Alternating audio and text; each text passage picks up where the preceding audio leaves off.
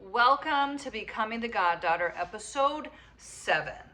You're in for a treat because this whole thing is a value offering. It's also a bit of a reestablishing of who I am, why I'm here, and why this is so important. Not just for me and my dreams, but for everybody out there, every member of the human family. This film, this call to action, this expression is for everybody. Not to just pay attention to me, but to pay attention and rise into your own dream that came here with you, by the way, to this planet. Okay? Cool. Hi. I am going to talk to you about the story I shared on my Instagram about a man who approached me at a brewery because I was wearing this hat. And before I get into that story, I want to give you a little taste of a behind the scenes mental, what is the word? A mental checklist that I went through that actually landed me to wear this hat instead of a different hat, which would have changed the course of the whole evening. Just a simple outfit choice. Here we go. I had a cool outfit on. A little freaking blazer thing with a cool graphic tee and some fun pants and some leopard shoes. And I had decided that I was going to wear a hat from my friend's store that had 860 on the top of it. I love hats, if you couldn't already decipher that for yourself. I also love, can you see it? Maybe it's not even worth bringing up. Oh, there she was. I love this sweater so much, and we've been painting around our house. Obviously painting. Here's my children's masterpieces. But just painting. And I love this sweater, and I'm just not going to get rid of it, even though there's paint on it. Okay. I digress. But we love a digression sometimes. Side quests are sometimes kind of like the main meal. So I had a different hat on that day. And then I realized that the reason I was wearing that hat, the 860, which I fucking love that hat. Shout out Pearls and Plaid. Love that hat. The reason I was wearing it though, after I did my little mental checklist, because I had kind of a short circuit moment of I have to wear that one and not this one. The reason I wasn't going to wear this one was because I had worn it 2 days in a row to drop off and pick up at my kid's school, and I was gonna see the moms from one of the schools that night, and I was like, why the fuck would I not wear the hat I want to wear because of what I've decided someone else may think of me repeating a part of my outfit? I was like, dude, I preach do whatever you want, dress whatever you feel like all day, but this is something I'm not going to do in my own life. So I took the 860 hat off and I put this hat on. There's so much to unpack in what I just said to you, by the way. If your body, if you're feeling like you really want to do, say, wear, express something, but you silence yourself or change your mind because of something that you have decided someone else is going to think or say or do, that's not a reason to do it. Okay? Again, we can unpack more of that later. But for today, if I had not worn this hat, the man at the bar would not have been as compelled to come up to me and tell me the most beautiful story about Martin Luther King Jr. when he visited this man's college. And again, you can go to my Instagram and get the full story because this today is about beyond this exact story. But I do want to mention it because of synchronicity doesn't even do what I have experienced justice.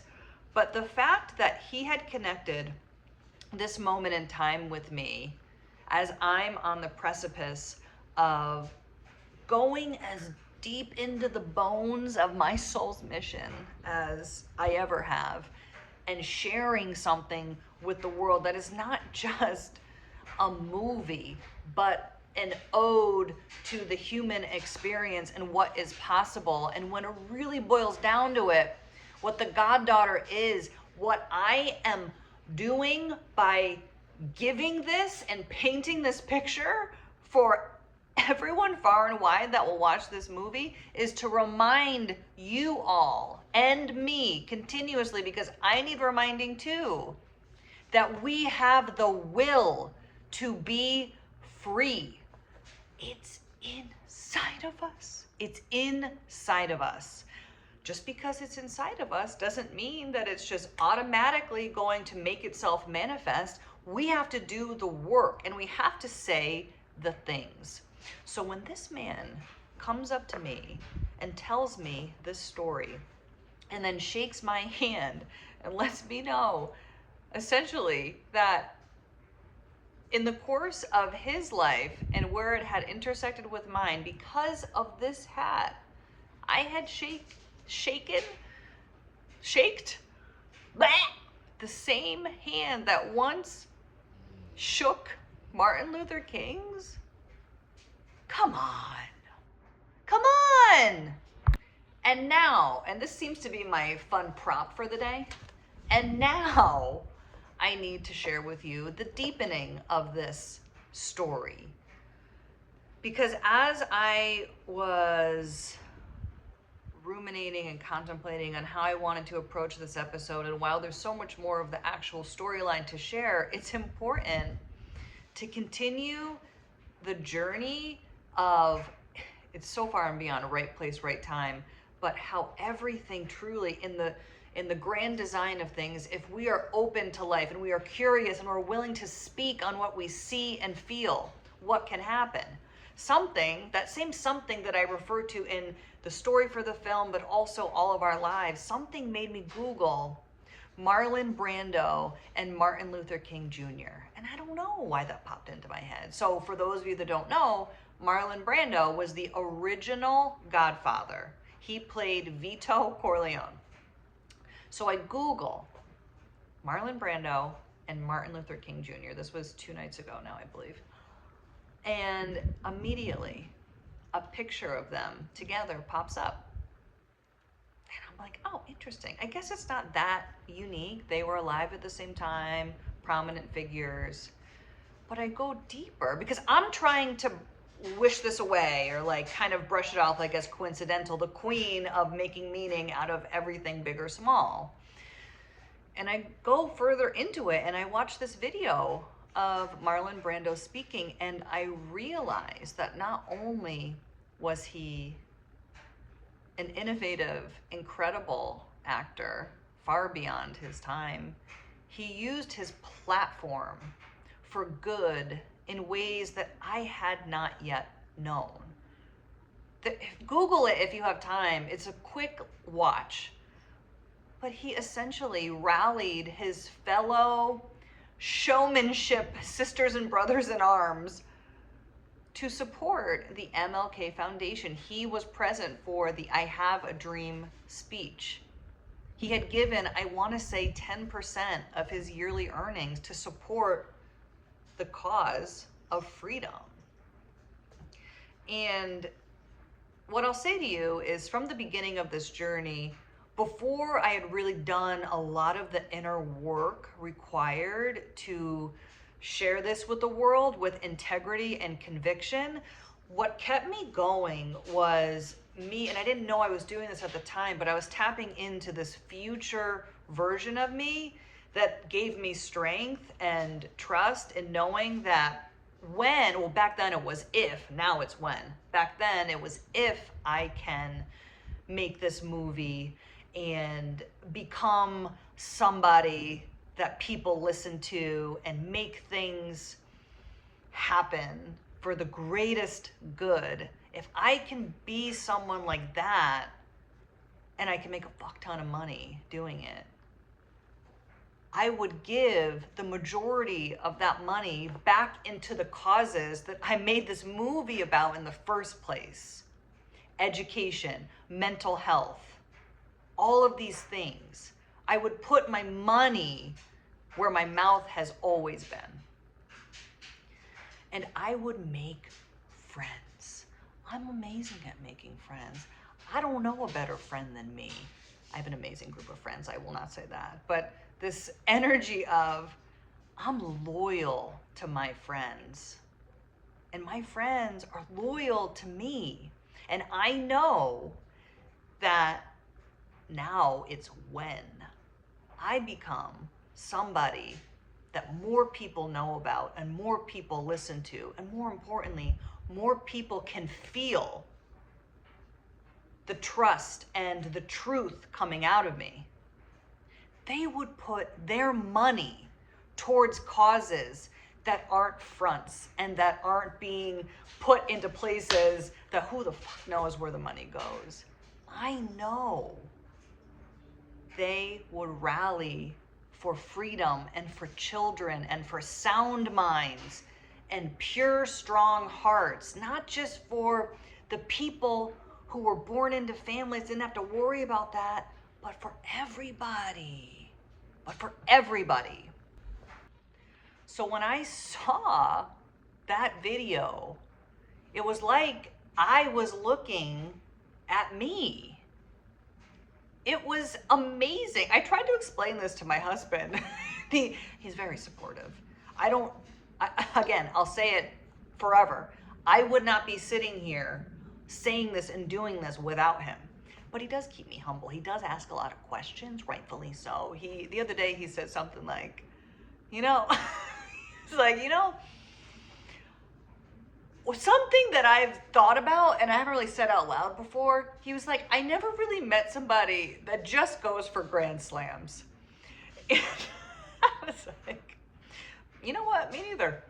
But this movie, this masterpiece, and we'll get into that in a minute.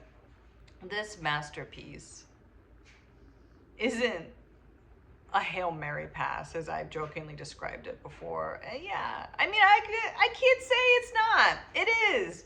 Hail Mary, Grand Slam, whatever. But it's also, my friends, it is destined. It already exists because I've decided I'm gonna follow what is laying out in front of me, and I'm gonna continue to speak on it.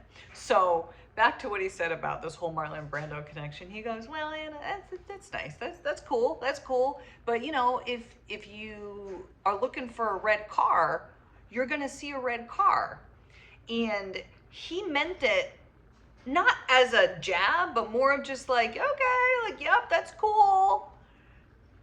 That phrase though, yes, if we are looking for others to see a vision that we see that is for the betterment of our entire world, we are gonna find those people. But the way that we find those people and the way that we get those connections and the way that this whole YouTube thing is gonna shake out, we have to have the desire and the vision to say it and see it, or else we won't see shit. We won't see shit. We'll see shit, but it'll be the things that we've been seeing this whole time, or the things that were imprinted on us or fed to us or us trained to see.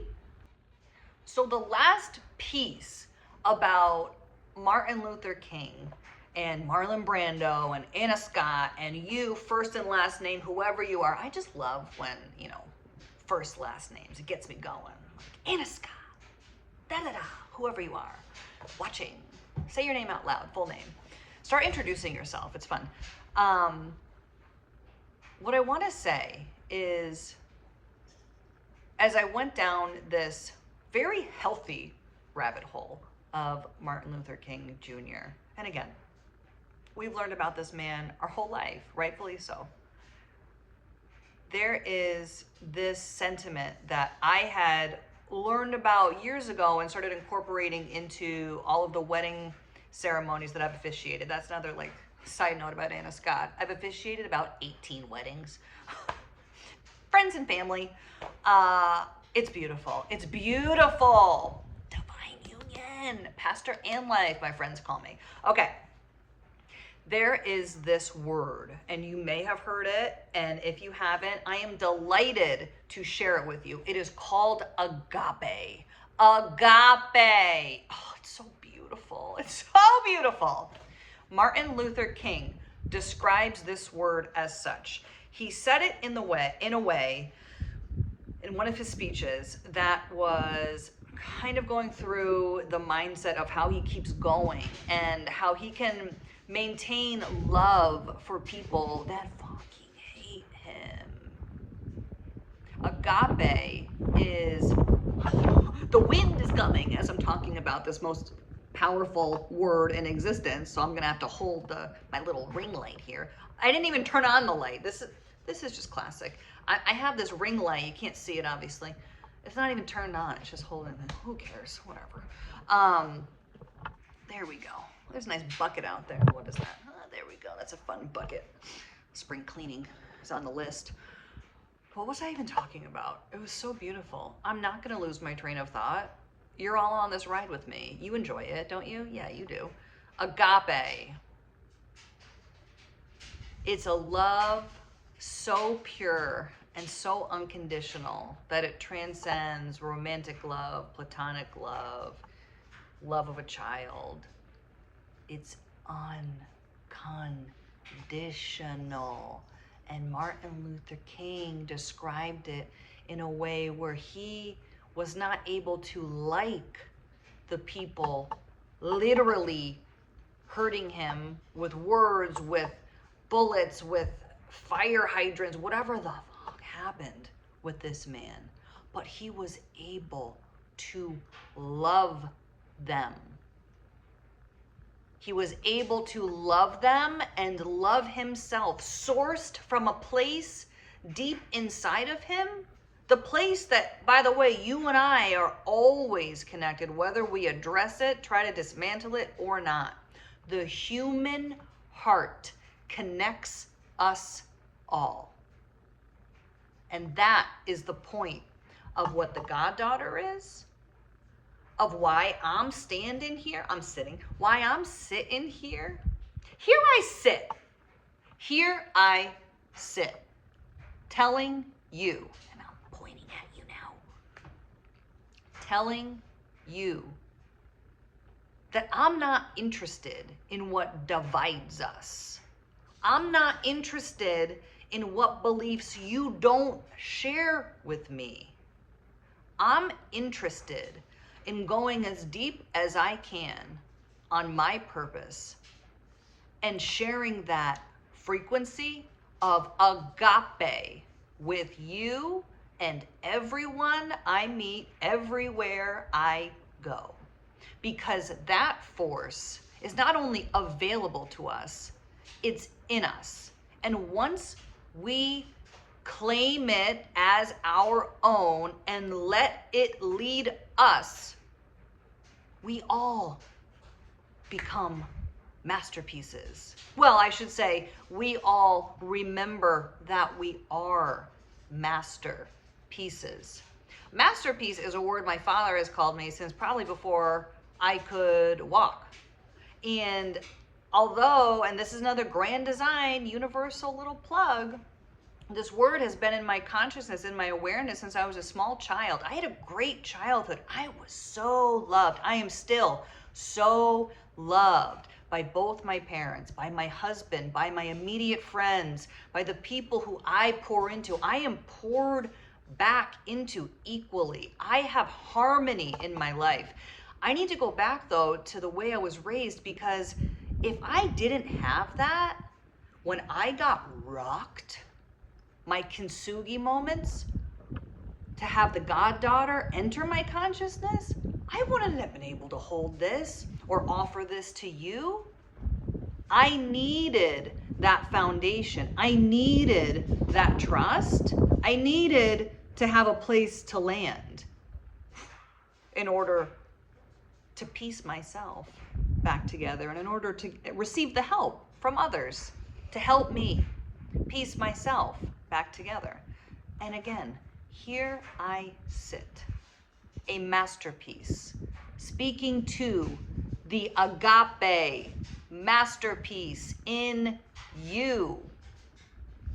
Because we don't need to have certain letters after our names, certain titles, certain jobs, certain anything to start going toward what we're here to lay bricks on, what we're here to build. You're a masterpiece. And this movie, The Goddaughter, it's a masterpiece. Not because I'm a genius, but because I've surrendered and I've allowed the genius to pour through me. And I'm not in control of this. I'm in control of how I show up to this. I'm in control of who I allow to be a part of this. I'm in control of taking care of myself in this process. But I'm not in control of the goddaughter. She's her own thing. But she's coming through me because of all of the things I've discussed today. And I will continue to commit to this film, to this consciousness, because it's going to ripple through the world in a way that this world is ready for. So what is your goddaughter? What is it? At least say it out loud. It may be opening a flower shop. It may be beginning a homeschooling cohort for people in your area. It doesn't have to look like mine, but don't discount how small yours may be in your mind, because it's not small. Every single person that begins to live from courageous agape, it ripples in ways that we will never see, but we will feel. So whatever your goddaughter is, start it today. Take it seriously. Ask to be shown. Who is willing to support you? And maybe that begins with looking in the mirror. So today's episode was an amazing side quest. But what I want to say now is this. Going back to what I mentioned in the beginning of who I am and why I'm here. My name is Anna Scott. Anna Scott. And I've written the final Godfather film. I'm 50% Italian. I think that's important to note. But this movie isn't just about Italian culture or gangster shit, although it is fucking littered with tradition that will honor the legacy that came before me, because that's important. The food and the love and the flair and the power. But what The Goddaughter really is about is remembering through those micro choices, like wearing a particular hat on a certain day, that life is begging to aid you, that your power can protect you and others, that your voice can move mountains if you allow it to expand into all the octaves available. You can hold all the hues of life, sadness, joy, euphoria, despair, and you can hold them all at once. You are not limited. You are boundless. You are protected. You are a masterpiece. And those words said in that way and other ways need to be spoken to children from the beginning. And that is what the foundation of the way the new education system must be built. Children's minds and hearts and bodies need to hear the truth. And that's what The Goddaughter is going to do. But in order for more of us to know what the truth is, to even start speaking it and making bold actions and working together, we need to deal with our own shit. We need to continue. I'm not gonna say we need to start. We need to continue to break the cycles of shame and fear and guilt and misery and violence, because we can. We can and we will, because I've seen it. I've seen it. I've lived it. And now it's time for everybody to start living and experiencing this in this way. I am not the first. I did not make any of this up. Oh, Anna Scott invented all these ideas. No, just like America, it's a melting pot. We all hold a piece of the puzzle. All of us. This is mine. So next week, come back, we'll resume the story. But for now, trust that if you feel something from this video, do something about it. Do something about it. This movie will be made. And that's not even up to me. But I will continue saying it and speaking about it in any place I can, in any room I'm invited to, or any room that I jam the door open and step on in with a couple iced coffees hoping for the best.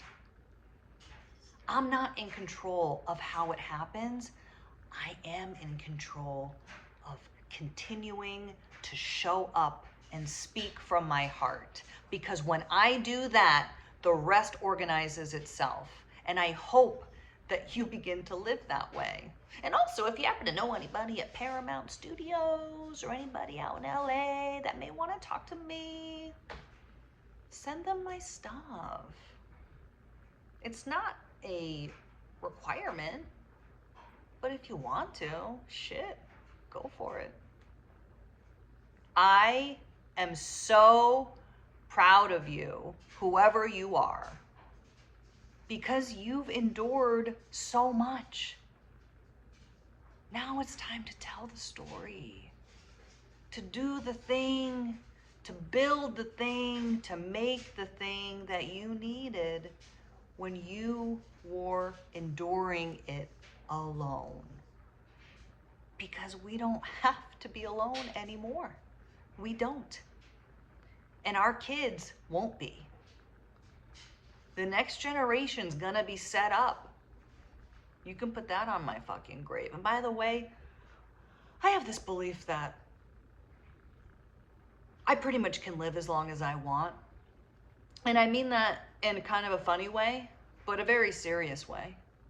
I will not leave this earth until I see the fruits of this goddaughter labor to be in full bloom.